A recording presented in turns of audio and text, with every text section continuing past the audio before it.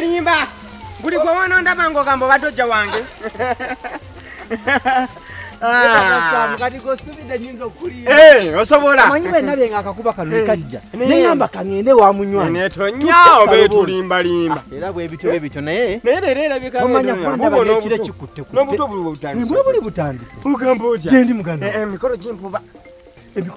Bana. Pasa mikoro jituse. Obadde wajirabira.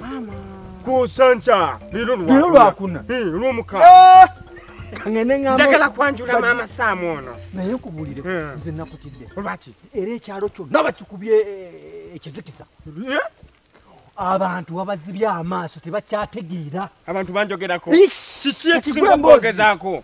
Taata Samu akola atye Okwanjula. Nga takoze meeting ya denemu. Oli musajja. Kati nze ekyo kinnayagadde. Abantu bakola meeting zino ezitama abantu. Nezitama abantu. Omuntu obeera ewaka ne bakuweereza message ku makya mu ttuntu n'olweggulo. Message 3 namba. Teweerabira olukiiko lwa munnange ng'ayanjula gundi olutegeka oludiriro.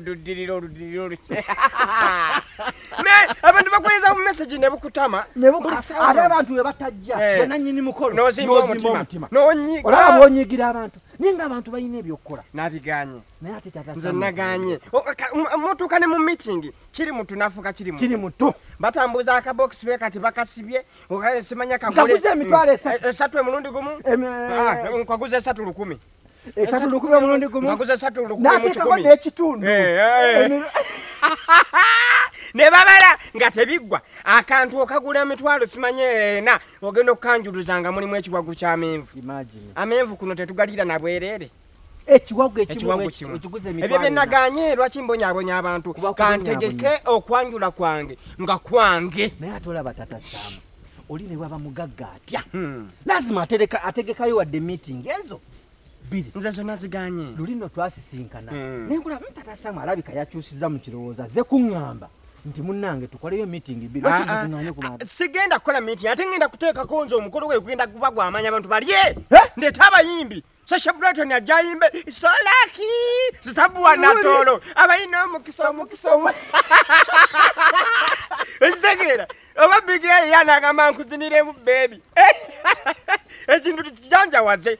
Ekigenda okubeera. Kigenda kubeera. Ekitegera abantu olaba nti banyumya embaga y'amajanja. Bagenda kunyumya okwanjula kwa Taata Samu. Okwa Taata Samu.